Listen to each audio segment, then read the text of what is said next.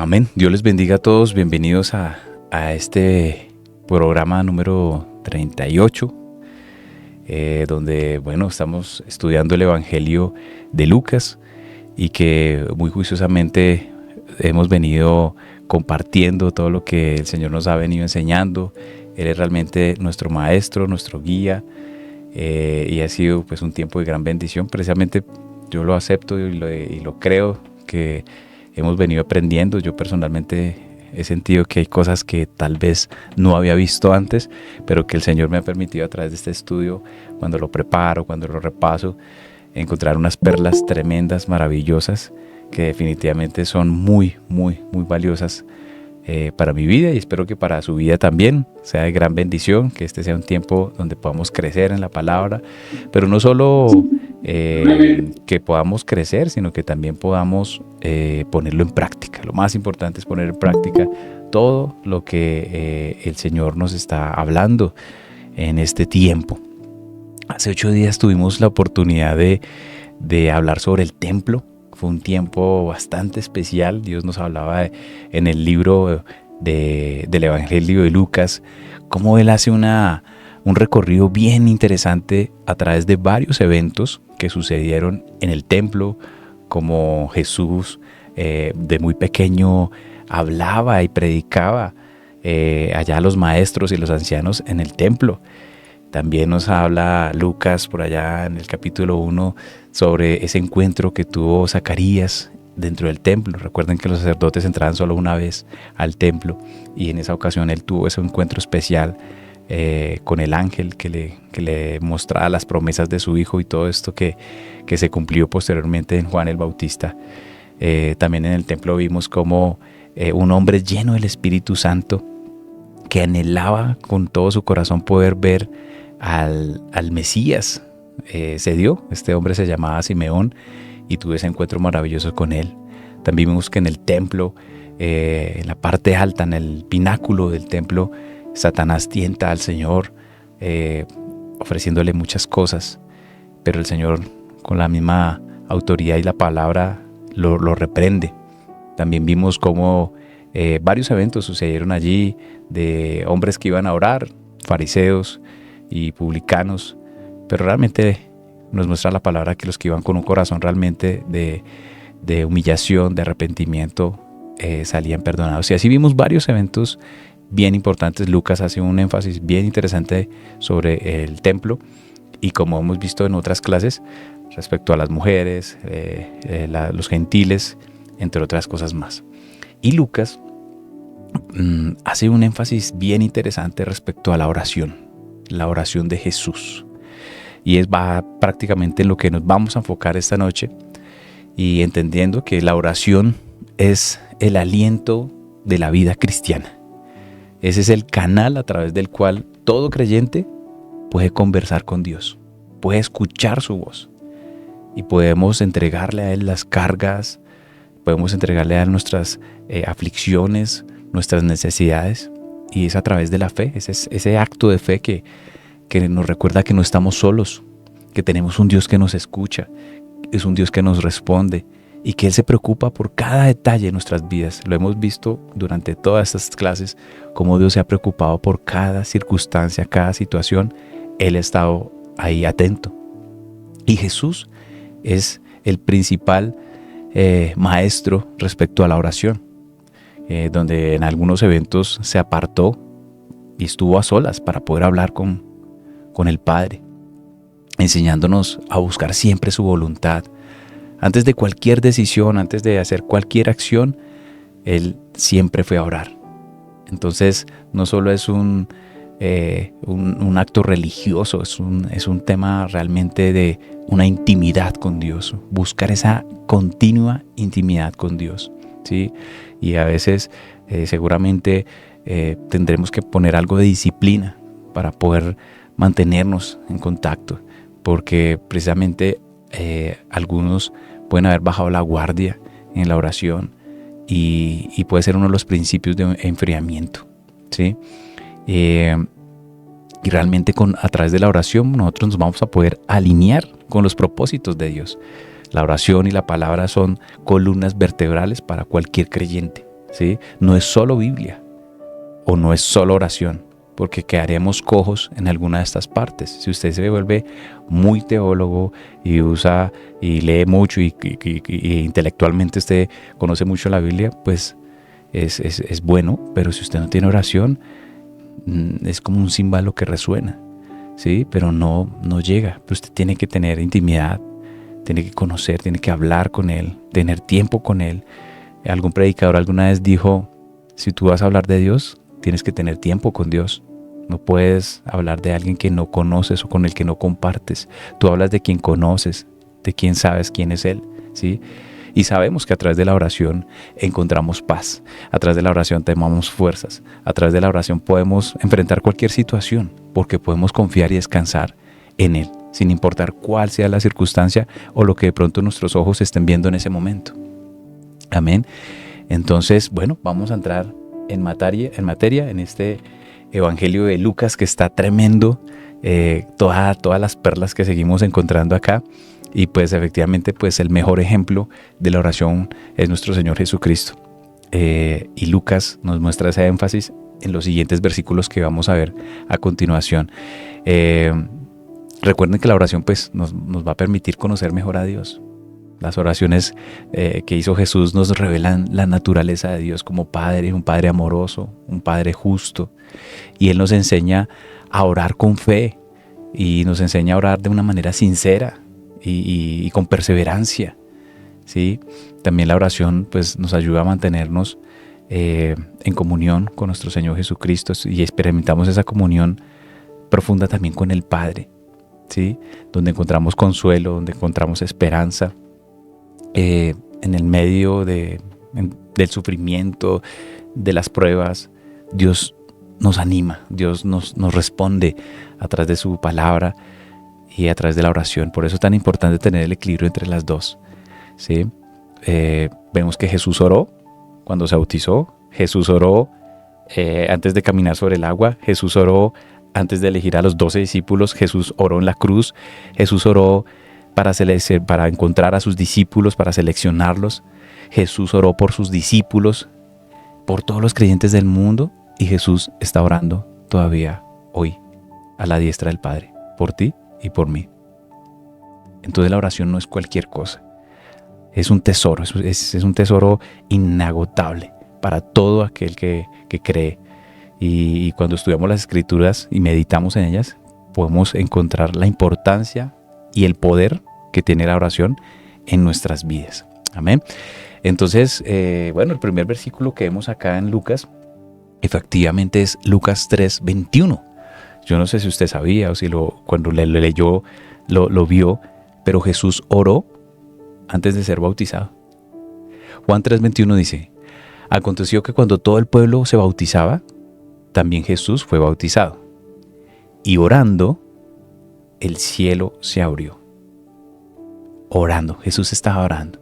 Yo no sé si usted, primero ya se bautizó, pero si se bautizó, ¿usted oró cuando se fue a bautizar? Yo recuerdo que fue algo que Dios puso en mí, el Espíritu Santo me ponía así, porque es un evento importante y quería que fuera lo más especial para mí. Para todo creyente, el bautizo es una expresión de una transformación interna espiritualmente, que realmente la hacemos de corazón. Y tiene un significado importante porque públicamente nosotros estamos diciéndole al mundo que hemos muerto, que fuimos sepultados. Cuando nosotros nos sumergimos, estamos muriendo a nosotros, estamos muriendo al pecado. Y cuando salimos del agua, representamos su resurrección, la resurrección de Jesucristo. Estamos simbolizando que hemos muerto al pecado y hemos resucitado en una nueva vida en Cristo, como lo dice Romanos capítulo 6. Y este es un acto de obediencia, porque la palabra nos lo dice, ¿sí? Que es parte de nuestra gran comisión. Jesús manda a sus discípulos a bautizarlos a todos y que creyeran en Él. Mateo capítulo 28, el versículo 19 al 20, vemos esta gran comisión que Él nos da, ¿sí? Y vemos claramente que no solo es un ritual, sino es algo profundo, donde cada uno de nosotros toma la decisión. Nadie nos va a obligar, pero tomamos la decisión. Y es una señal que hemos renovado nosotros con Dios. Y eso también lo vas a poder encontrar en 1 Pedro capítulo 3, en el versículos 20 y 21. ¿Sí? Ahora, no quiere decir con esto que si usted no se bautiza, entonces no es salvo. No, pero si usted hoy tiene la oportunidad, si no lo ha hecho, yo lo invito que en su congregación, donde usted se encuentra, o si todavía no tiene congregación, lo invitamos a nuestra iglesia Montesión, allá en la carrera 27 con primera B. Allá usted va a poder preguntar, y pues la idea es que conozca al Señor, se vuelva un testigo fiel de Él, y bueno, cuando el Señor permita, usted pueda dar este paso de fe, de públicamente decir, sí, he muerto al pecado y he resucitado con Cristo a través de este acto de amor que usted hará al bautizarse. Amén. Si usted de pronto es de los curiosos que les gusta entender un poquito más allá sobre la palabra del bautizo en griego, la palabra es batizago o baptizo, que significa sumergir o inmersión, ¿sí? Básicamente eso es lo que significa esta palabra, y en el contexto bíblico el término implica la inmersión completa, totalmente, ¿sí? Generalmente esto se hace en agua.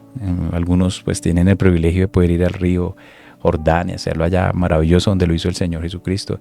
Otros lo hacen en sus congregaciones, tienen piletas, algunos los hacen en piscinas. No importa, lo importante es que usted vaya con un corazón realmente anhelando y entendiendo lo que esto significa, ¿sí? Que ese es el lavamiento y de pecados, pero también sobre que usted está muriendo a ese pecado, a los pecados, ¿sí? Y que está renaciendo en Cristo. Nos identificamos con la muerte en Cristo, ¿sí? Y su sepultura y su resurrección. Eso es lo más importante. Usted entienda esto. De pronto, si en otra oportunidad se nos da, podemos hablar y ampliar un poco más sobre esto, pero en síntesis trato de resumirlo, aprovechando que estamos hablando de este evento donde Jesús oró antes de ser bautizado. También vemos que Jesús oró en el desierto, ¿sí? Lucas capítulo 5, en el versículo 16 dice: mas él se apartaba a lugares desérticos y oraba. Vemos que con frecuencia Jesús lo hacía. Comúnmente, pues él era una persona muy importante, reconocida en ese contexto histórico y cultural. Obviamente no habían redes sociales, no había todas estas cosas que tenemos hoy día, pero cualquier evento que sucedía con Jesús era explosivo. Muchas personas lo conocían, muchos sabían quién era Él, y algunos lo seguían, claro, por su palabra, por lo que Él hablaba, por lo que Él profetizaba, por lo que Él decía, cómo Él explicaba las escrituras, porque dice la palabra que Él lo hacía realmente como quien tiene autoridad, no como los escribas, dice la palabra, o sea, realmente Él lo vivía, Él sabía lo que estaba hablando. Y sí, la gente lo seguía por su palabra, pero también otros lo buscaban por sanidad, ¿sí? Vimos casos como el ciego, el paralítico, vimos varios casos por su enseñanza, por lo que podían aprender a través del mensaje de Cristo. Otros iban o se encontraban con Él por la liberación, para que fueran libres de lo que les oprimía, y en algunos casos hasta por la comida lo seguían, porque Él multiplicaba los panes y los peces, pero aún hasta por eso lo seguían. Y creo que hay un mensaje importante aquí dentro de la importancia de estar solos. Tener tiempo de soledad es bueno también. El ministerio de Jesús nos muestra cómo Él comprendía esa necesidad de apartarse para buscar la comunión íntima con Dios, con el Padre. Y esto me trae a mente el versículo de Mateo 6:6, que dice: pero tú, cuando ores, entra en tu cuarto, cierra la puerta y ora a tu Padre que está en secreto. Y tu Padre, que ve en lo secreto, te recompensará en público. Este versículo realmente que nos ofrece lecciones maravillosas para nuestra vida espiritual. Algunos religiosos nos muestra la palabra que oraban en público y hacían grandes largas oraciones, y hacían cosas para que los vieran. Pero el Señor, a través de Mateo 6:6 y en Lucas 5:16 nos muestra que efectivamente nosotros debemos hacer todo lo contrario, es ir y meternos en intimidad con el Padre. Es una lección de vida que nos da supremamente importante para que, pues primero, realmente si estamos buscando a Dios, lo hagamos en intimidad, donde nadie nos vea, donde nadie nos escuche, donde estemos allá, Él y nosotros solos. ¿Sí?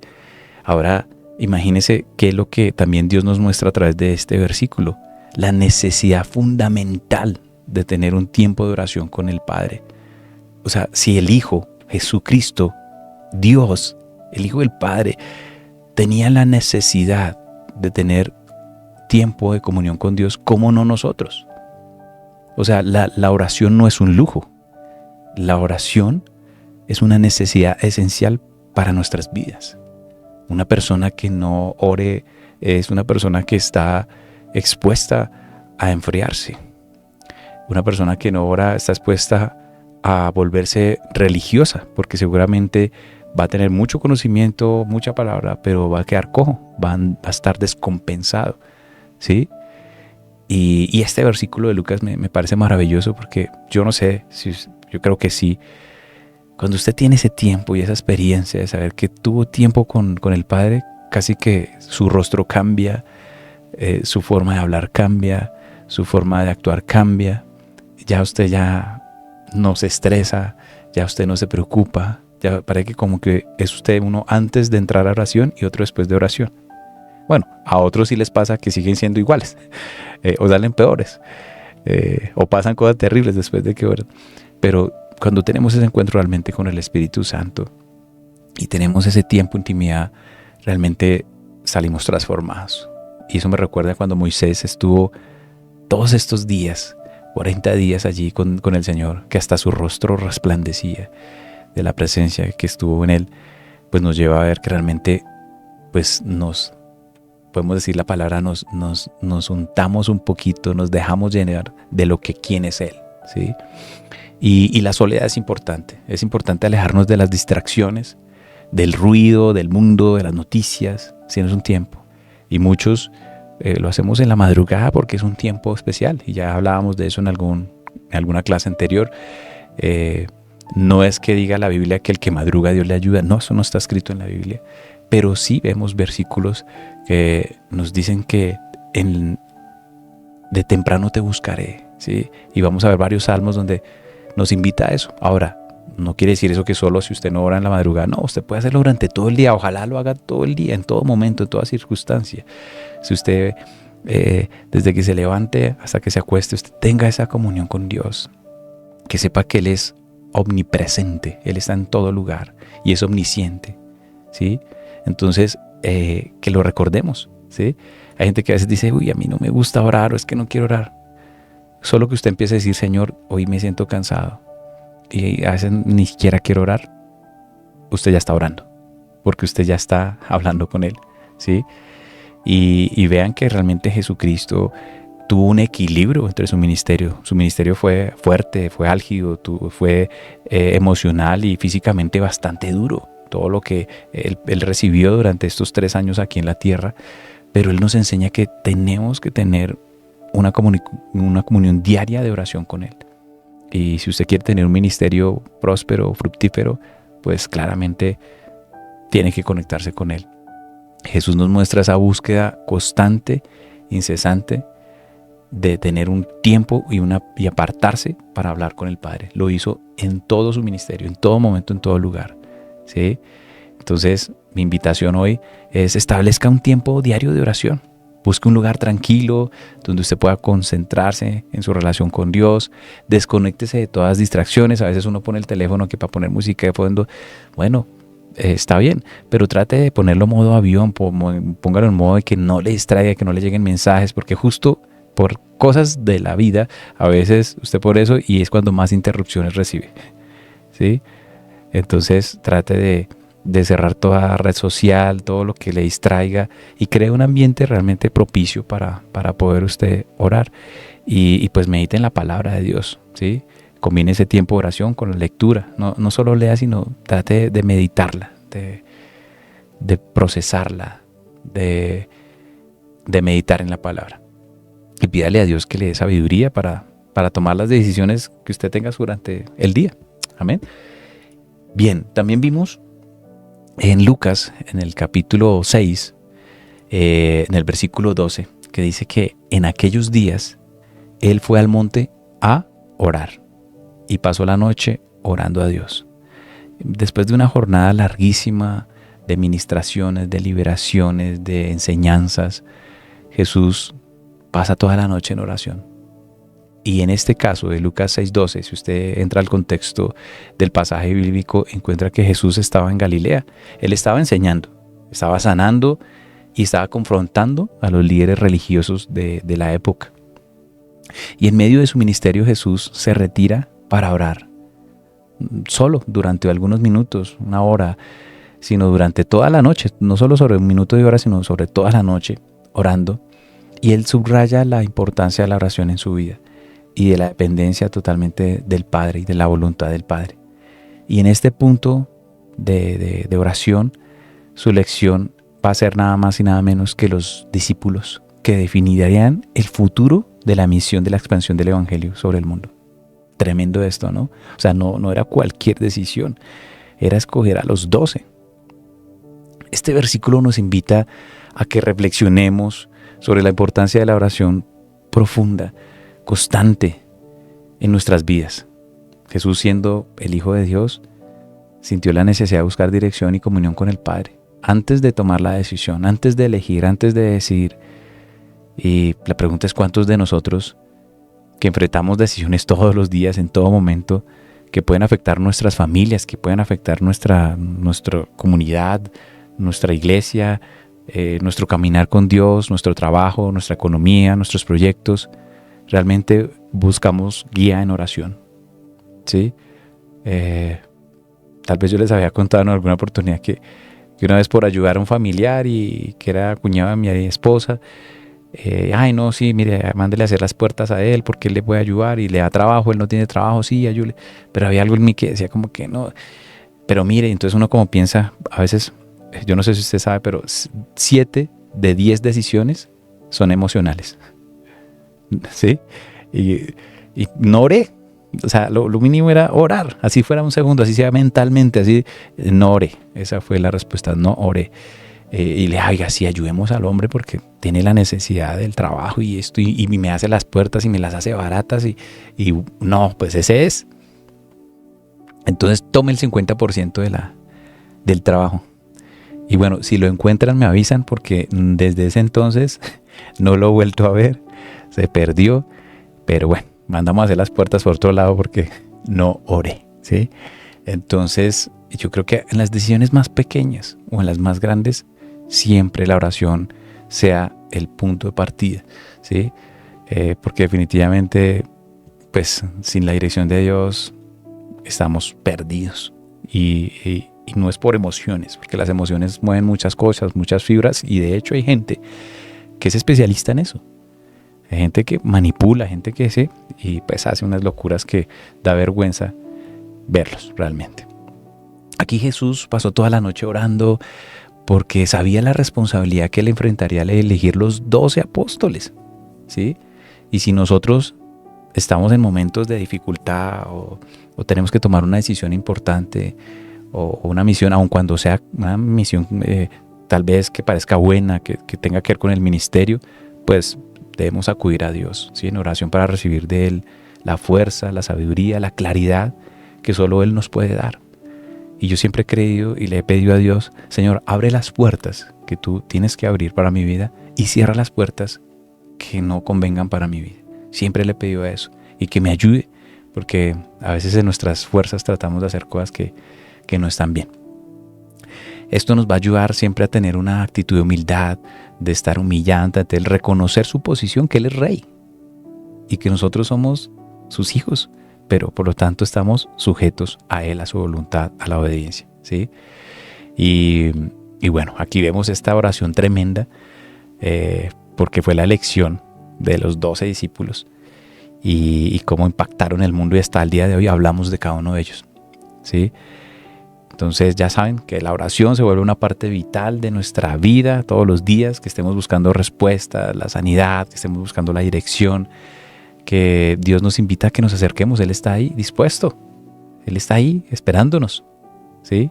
Y Jesús lo sabía y Él estuvo siempre dedicando un tiempo a la oración, sin importar la hora, como en este caso, que lo vimos que toda la noche oró, ¿sí?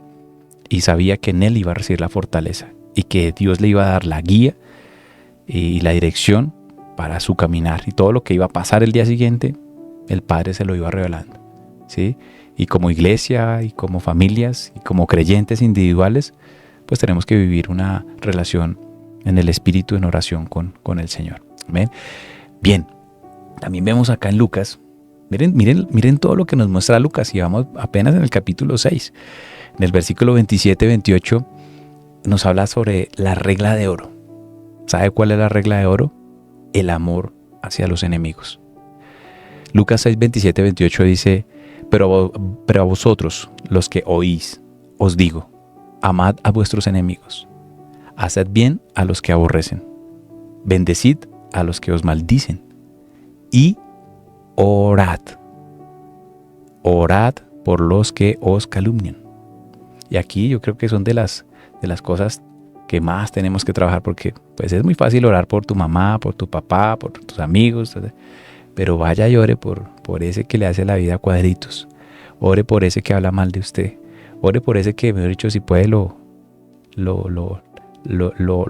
golpea, mejor dicho, ¿sí? Y este versículo de Lucas 6 nos muestra que Él está rodeado de sus discípulos y una multitud de personas que le están escuchando, ¿sí? Y que muchos anhelan ser sanados. Y en ese contexto Jesús ofrece enseñanzas radicales sobre el reino de los cielos. Y Él interpreta la ley de Moisés y eleva el nivel, pone el estándar más alto de justicia. Porque aquí Él introduce un concepto que para esa época fue revolucionario: el amar a los enemigos y bendecir a aquellos que nos maltratan. Eso era subir de nivel, porque en la época de Moisés se hablaba de ojo por ojo y diente por diente. Ese era el mensaje y así era la mentalidad de la época. Usted me hizo un daño, yo le hago su daño, ¿sí? Pero acá estamos viendo que Jesucristo lleva a otro nivel, nos lleva a otro paso más arriba, y revolucionó el concepto de todos los que lo estaban oyendo, de la forma en que debemos vivir, basada en qué, en la gracia y el amor de Dios, como orando y bendiciendo a nuestros enemigos. ¿Cuántas veces nos hemos quedado nosotros con ese rencor, con esa rabia? Es que este me hizo, es que este me traicionó, es que este me fue infiel, es que este me dé plata. ¿Cuántas veces hemos quedado con eso? ¿Sí? Cosas que realmente no han salido de nuestro corazón. Y el llamado que nos hace Jesús en este pasaje nos confronta con una verdad incómoda. Es una verdad que puede para muchos doler, pero que es transformadora. Como hijos de Dios somos llamados a amar más allá de la lógica humana, ¿sí? Por eso muchos dicen que estamos locos, pero realmente esto supera cualquier expectativa cultural de esa época y de hoy día, porque esto revolucionó la forma en que el reino de los cielos nos lo plantea el Señor. Es que debemos amar a los enemigos, debemos orar por ellos, y no nos llama a un amor superficial, sino nos llama realmente a un amor activo, un amor genuino, sincero, hacia aquellos que nos han lastimado o que tal vez no comparten nuestra fe. Y vamos a ver más adelante cómo efectivamente Jesús oraba en la cruz por los mismos que lo clavaron en la cruz, los mismos que le pusieron la corona, los mismos que pusieron los clavos en sus manos, en sus pies, y Él oraba por ellos. Entonces, no es un amor en nuestras propias fuerzas, sino en el amor de Dios, ¿sí? Necesitamos la ayuda del Espíritu Santo, que Él es el que obra realmente en nosotros para amar a nuestros enemigos. Y es reconocer que todos somos pecadores y que necesitamos de su gracia. Aquí no hay nadie que sea mejor que otro o alguien que merezca más que otro. No. La enseñanza de Jesús va más allá de evitar el mal. Nos llama a actuar en beneficio de aquellos que incluso podían estar en nuestra contra, ¿sí? Y esto realmente es lo que hace que transforme las relaciones, y esto es lo que transforma realmente gente cuando ve esos testimonios y dice, uy, pero yo con todo ese daño que le he hecho. Yo les cuento un testimonio. Yo en mi trabajo que tuve hace unos años atrás, un par de personas me hicieron la vida imposible, al punto que yo ya había radicado una carta para renunciar porque había mucho odio, pero yo siempre me metía al baño literalmente a llorar y orar. Yo, Señor, obra, hazlo tú. Yo trato de hacer mi trabajo lo mejor posible, pero estas personas están haciendo mi vida a cuadritos.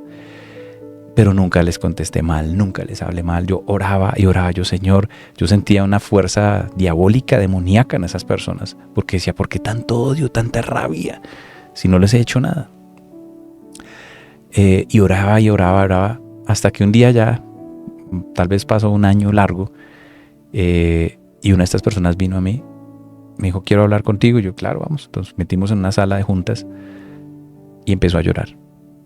Dijo, perdóneme por todo lo que le he hecho, perdóneme por todo lo que he hablado de usted, perdóneme, usted no ha hecho nada. Yo hoy confieso que he hecho todo lo posible por aburrirlo, porque usted se vaya a este lugar, pero hoy le pido perdón. Yo decía, wow, eso solo lo hace Dios. Eso solo lo hace un Dios, el Dios en que yo creo, en que yo confío, en el que pelea mis batallas, el Dios que está ahí, el que me provee, el que me sana, el que me guarda, el que me da su gracia, su favor, solo es Él. ¿Sí? ¿Qué hubiera pasado si tal vez yo les hubiera pagado con la misma moneda? Si yo les hubiera hecho cosas peores, porque, pues para que sepan, yo era el jefe. Entonces, imagínense, yo tenía la potestad de poder sacarlos, pero yo decía, no, esto no es así. Esto es algo espiritual, esto va más allá de lo que nosotros estamos viendo espiritualmente, físicamente, es algo espiritual. Y nunca busqué venganza, nunca tuve resentimiento, y hasta el día de hoy yo los bendigo. Y creo que por fin ya como que están mejor. Mi regalo cuando ellos se fueron, porque se fueron primero que yo, fue una Biblia. Les dije, aquí está, tengan este detalle de parte mía. Las palabras tienen poder.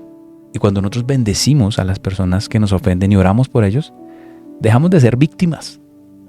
Porque a veces nos victimizamos, nos volvemos, de hecho, pobre de mí. Y nos convertimos realmente nosotros en instrumentos de paz cuando nosotros nos dejamos usar por Dios.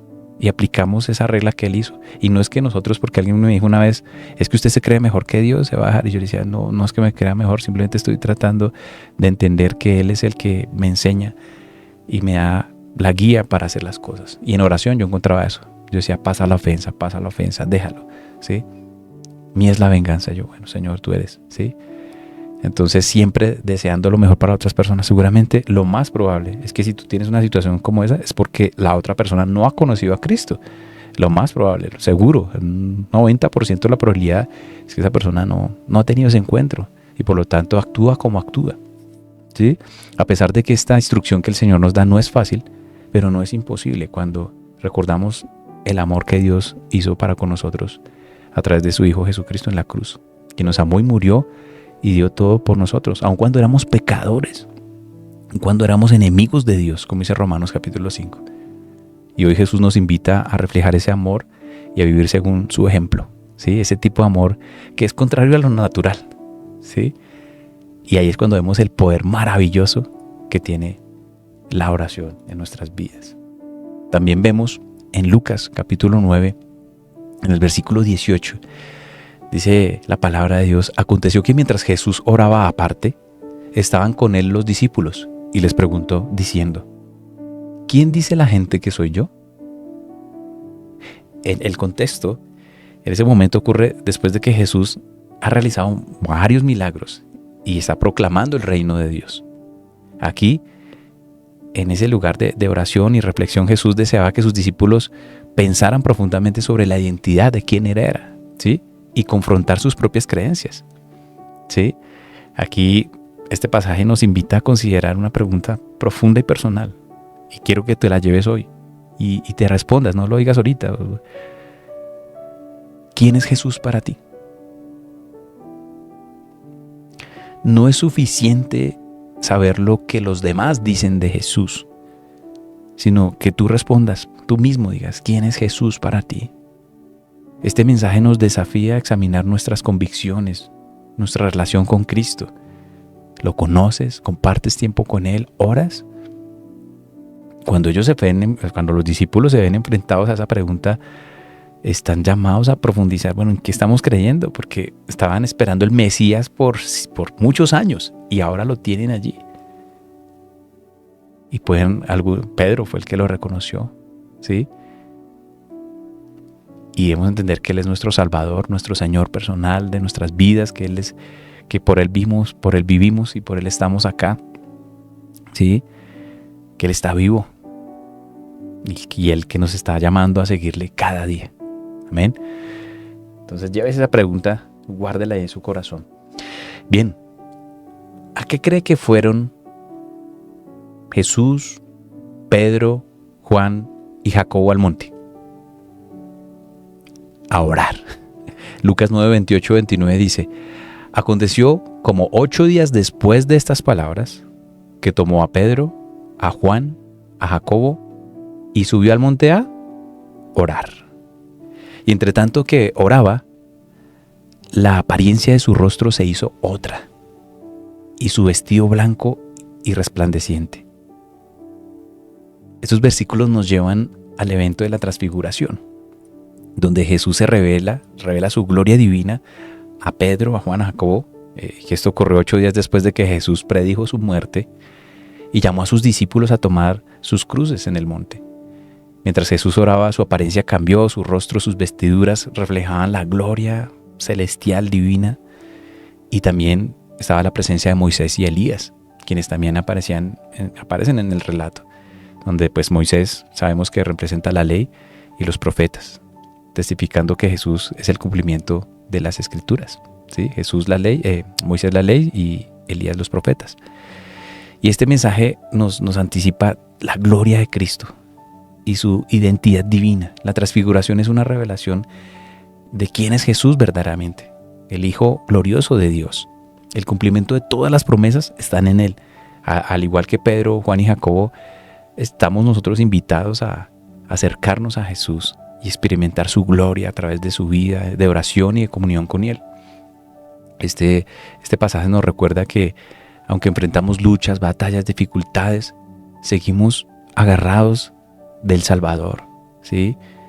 Quien es el majestuoso, que es poderoso, que es glorioso, y que en cualquier circunstancia Él se glorificará en nuestras vidas, en nuestras situaciones, que Él tiene el poder y la gloria para hacer como Él quiere. Amén. Entonces, recordemos esto, porque realmente la palabra nos muestra su poder. En Lucas 10:21 dice la palabra: en aquella misma hora Jesús se regocijó en el Espíritu Santo y dijo: yo te alabo, oh Padre. Él está orando: Señor del cielo y de la tierra, porque escondiste estas cosas de los sabios y entendidos y las has revelado a los niños. Sí, Padre, porque así te agradó. Jesús estaba orando y lo hizo en público y lo hizo al lado de todos sus discípulos. Esto pasa cuando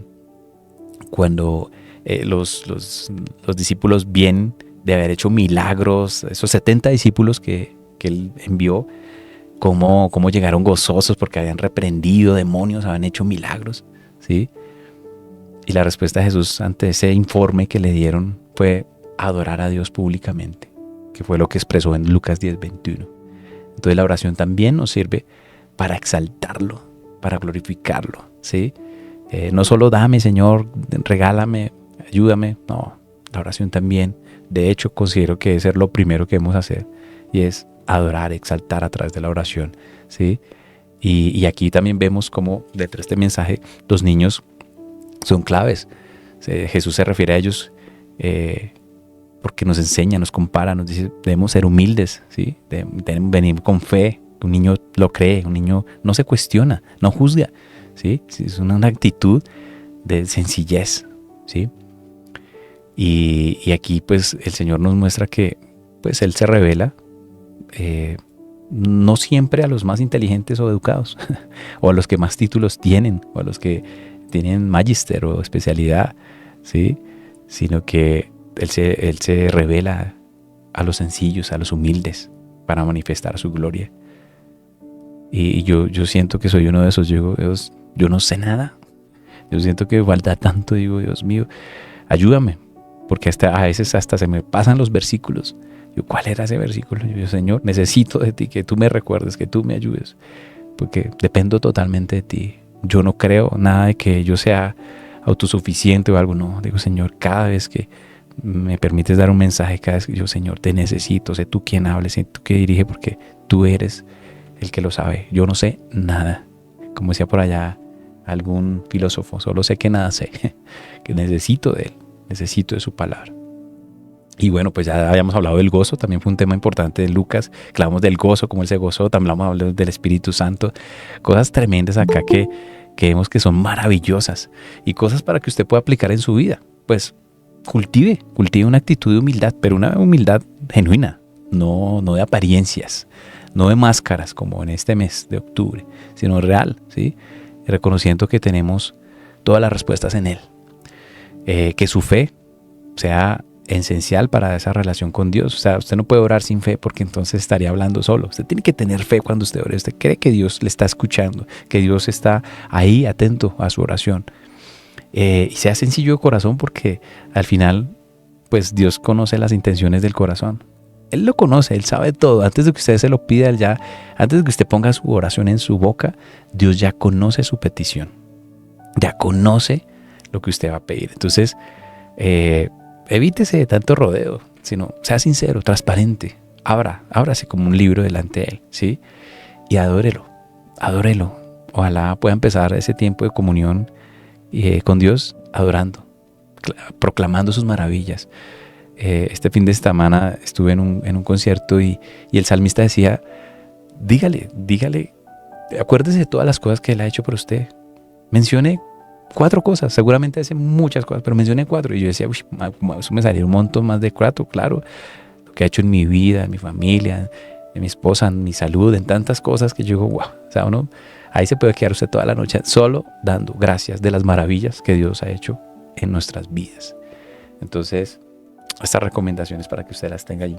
En Lucas 11, en el versículo 1 y 2, dice que aconteció que estaba Jesús orando en un lugar. Y cuando terminó, uno de los discípulos le dijo, Señor, enséñanos a orar, como también Juan enseñó a sus discípulos.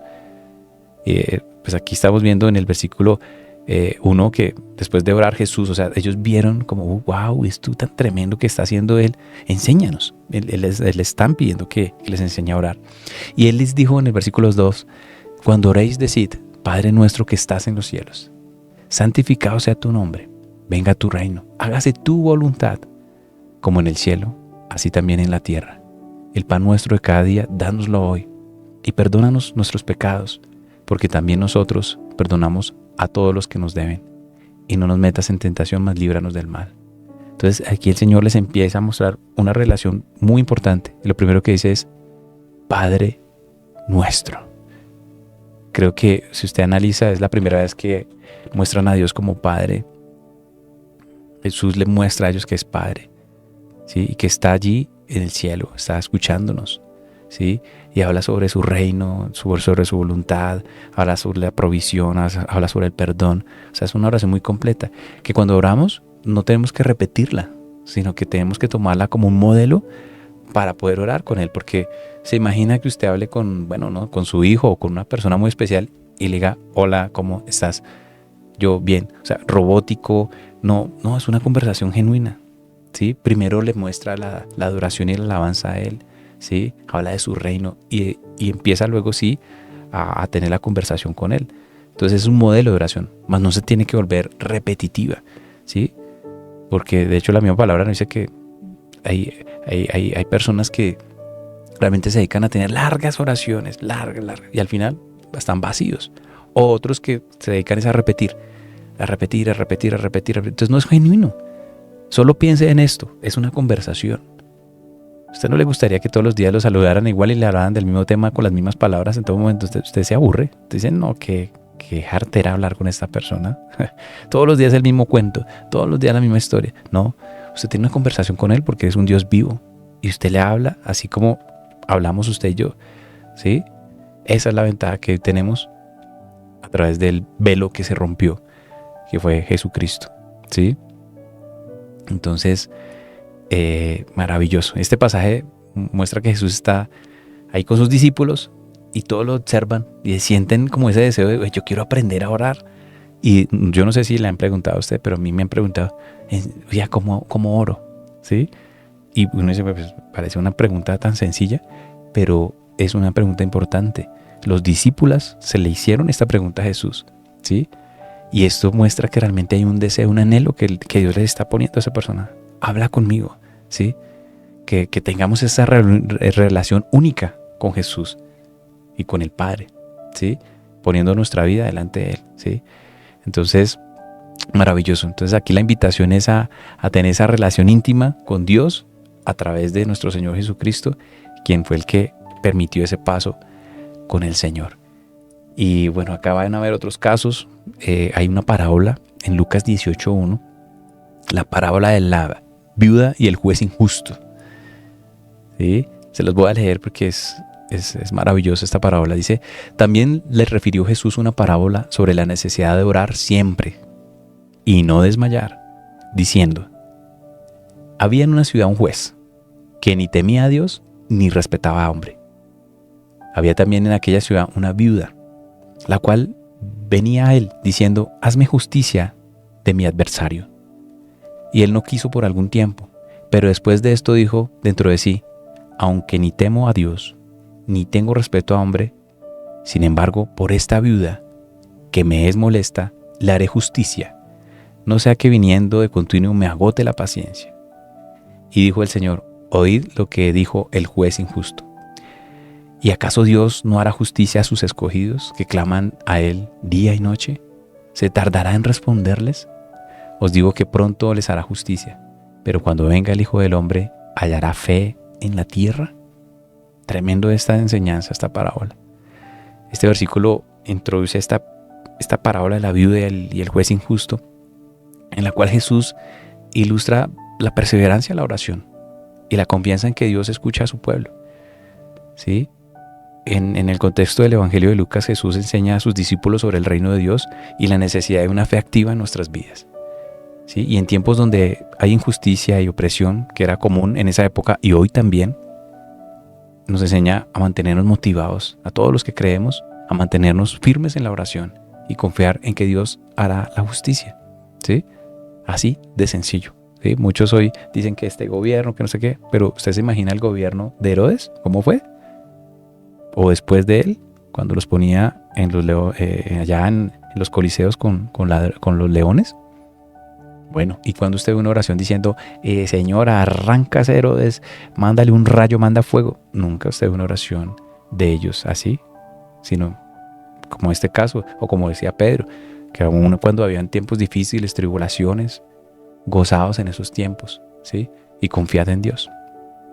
También en Lucas 18 vemos la parábola del fariseo y el publicano, o sea, también ya la vimos. En conclusión, ambos se fueron a orar, pero ¿a quién escuchó él? Al que realmente fue con un corazón sincero y arrepentido. Ahora, ¿usted sabe que Jesús está orando por usted para que no pierda su fe? ¿Lo sabe? Lucas 22:32 dice, pero yo he rogado por ti, que tu fe no falte, y tú, una vez vuelto, confirma a tus hermanos. Esto es algo que Jesús le dice a Pedro, que ha orado por él para que no pierda su fe.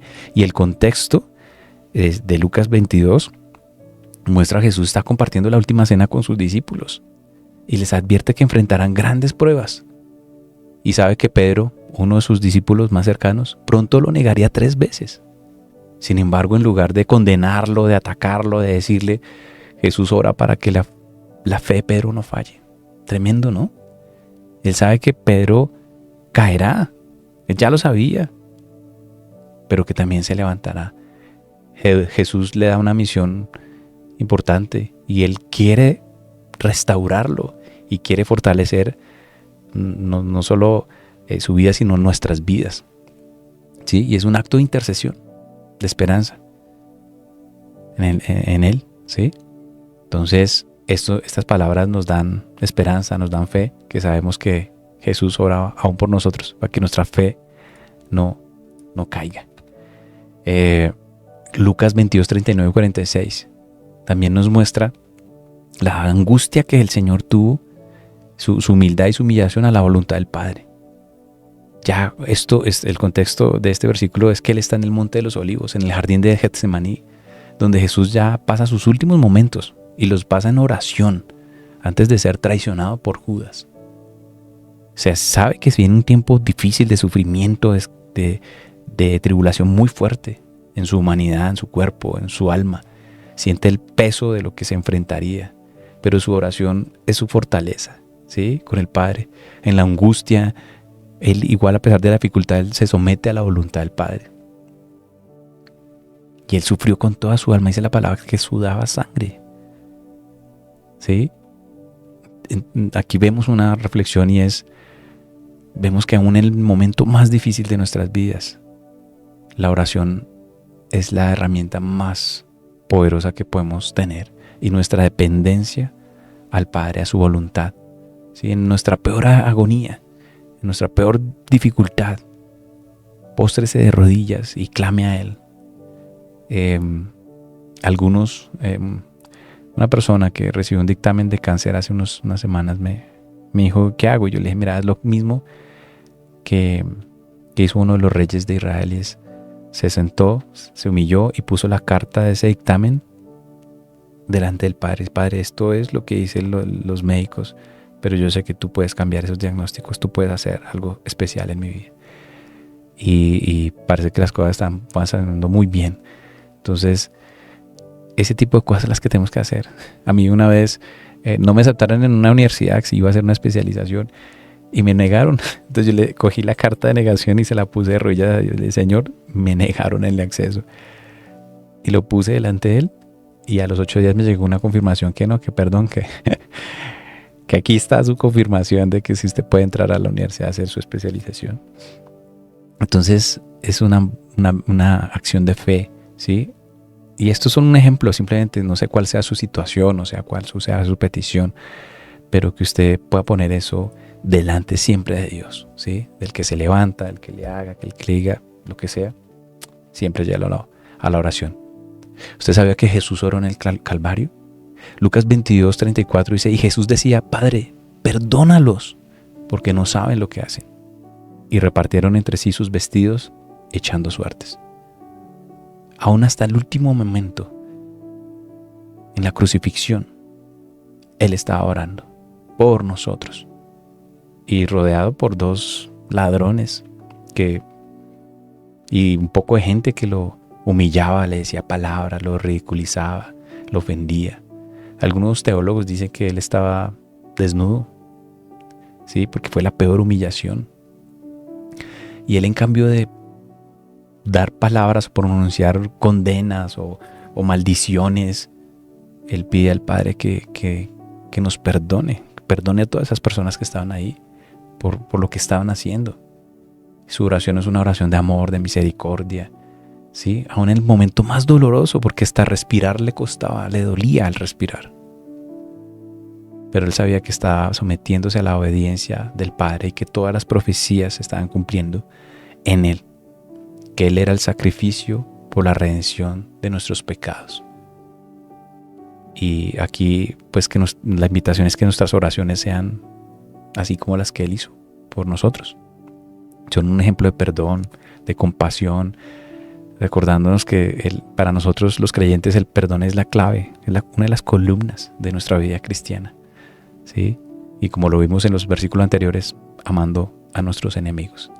Y por último tenemos Lucas capítulo 23, en el versículo 46, allí en la cruz, su última oración. Entonces Jesús, clamando a gran voz, dijo, Padre, en tus manos encomiendo mi espíritu. Y habiendo dicho esto, expiró. Fue la última oración de Jesús en la cruz, entregando su espíritu. Yo no sé si usted sabía, pero ese es el Salmo 31:5. El Salmo 31:5 dice, en tu mano encomiendo mi espíritu. Tú me has redimido, oh Jehová, Dios de verdad. Jesús oró el Salmo 31:5. Él lo citó literalmente. en agonía, en dolor, en sufrimiento, tanto físico, emocional, espiritual, Él lo proclamó en una entrega total al Padre, mostrando su confianza, mostrando su obediencia, mostrando su amor por nosotros. En el momento de la muerte estuvo orando. Y creo que es la mejor expresión de fe, de amor para todos nosotros. Y esa conexión con el Padre hasta el último momento. Esas últimas palabras de Jesús nos muestran el poder y la confianza que debemos tener en el Padre. Yo digo, si el Señor me permite, el día que tenga que irme a este planeta, espero decirle, Señor, en tus manos encomiendo espíritu. De hecho, lo hago casi todos los días. Pero si digo, ya Señor, ahí está, Señor, mi espíritu en tus manos. Jesús nos enseña sobre esta importancia de rendir nuestras vidas totalmente a Dios, especialmente en los momentos de dificultad y dolor. Él es quien pelea nuestras batallas. Él es nuestro proveedor, ¿sí? Cuando enfrentamos situaciones difíciles, circunstancias que parecen abrumadoras, duras, difíciles, sin solución, pues debemos recordar que nuestra vida está segura en las manos de nuestro Creador, de nuestro Señor. Y la muerte de Jesús no fue el final, sino fue la victoria. Nos mostró que incluso en la muerte hay esperanza y redención.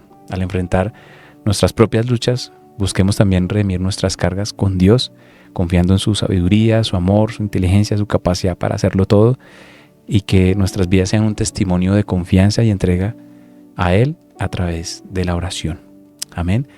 Entonces, yo lo invito precisamente para que en esta noche cerremos este tiempo en oración, dándole gracias al Padre por todo lo que Él ha hecho en nuestras vidas, todo lo que Él ha dado en nuestras vidas.